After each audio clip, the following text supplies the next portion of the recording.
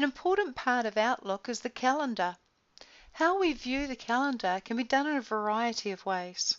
First of all, if you've got your folders pane on the left-hand side of your screen, you'll have a button called Calendar, and you can get to the calendar that way. Another way you can get to the calendar is by double-clicking a particular date on the calendar if you're showing it in the to-do bar. Another way to get to the calendar is to choose the calendar option down here in your navigation options. So there's a variety of ways to get to the calendar. Now on the left-hand side of the calendar is what they call the date navigator. And the date navigator can be resized to show me just 1 month, 2 months, 3, or as much as you can fit on your screen. So I'm going for 3 months. With the use of dark blue, I can see today is the 10th of July. I can easily click in front of a particular week and navigate to a particular week. I've also got these little triangles to move me back and forward between weeks as well. I can go to the next 7 days or today by quickly clicking these buttons. I can view my calendar as a day view, a working week, and it believes I work Monday to Friday, and we must look at how we can customize that, a 7-day week, a month, or even a schedule view. I'm going to go to week. This is my most popular way of viewing my calendar. If I have access to more than one calendar, they're typically listed down here, and we'll look at that too.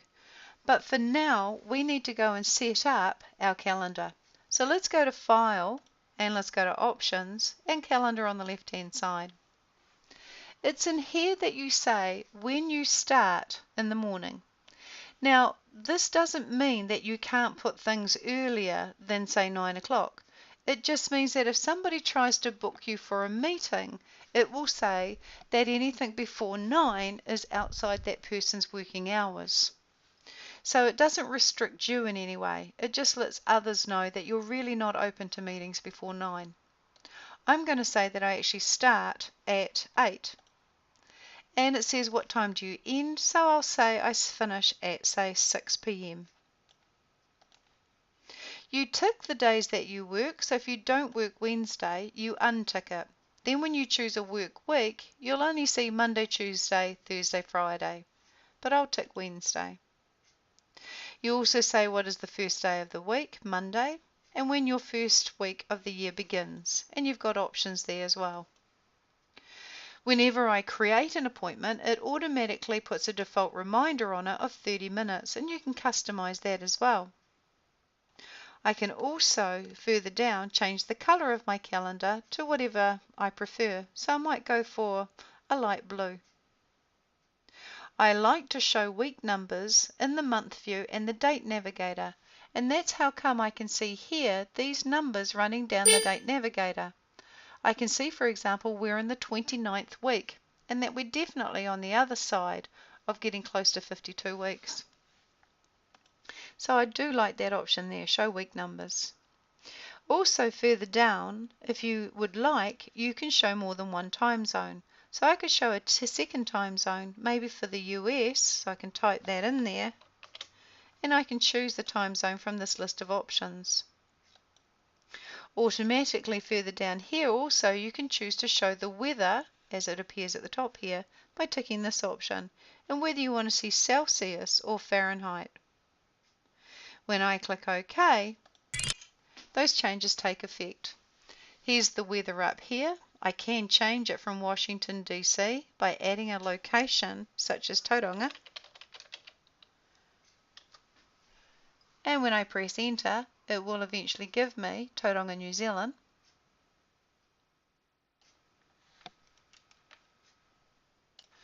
I can also see that I've got 2 time zones, USA and New Zealand. This blue line tells me it's currently just gone past 1:30 in the afternoon in New Zealand, and tells me the equivalent time, which is just after 6 p.m. in the Pacific time zone I chose. And I can see, as I mentioned before, my week numbers showing in my date navigator, and they'll also show in my month view. If I go to my month view, I can see on the side here the week numbers in my month view and in my date navigator. And I'll go back to this week by clicking 29. So very, very important, I think, to customize your calendar and set it up just to reflect exactly what you want to see.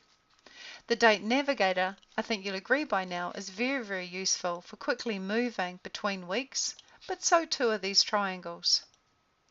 Where the date navigator excels beyond the triangles is I can actually drag. If I drag from 29 to 30, I'm now seeing 2 weeks. If I drag from 29 to 31, I'm now seeing 3 weeks. And if I click in front of 29, hold the control key, and click in front of 34, I'm now seeing week 29 versus week 34. The reason this is useful is you can then drag appointments and move them around between dates, not only within a week, but across weeks. So really useful to have this date navigator on your side. The other thing that's useful is the time interval. If I right click this time interval, which is currently in hours or 60 minutes, I can change it to 30-minute intervals. And if I change it to 30 minutes, you can see I can now quite easily add 2 things to an hour. If I right click the time zone again, I could choose 15 minutes, and as I choose each option it takes more and more space and allows you to see more and more detail. And if I right click again, I can put it back to what I had, which was 60 minutes. So customize your calendar and get it looking just the way you want it, so it's nice and quick and easy to use the calendar.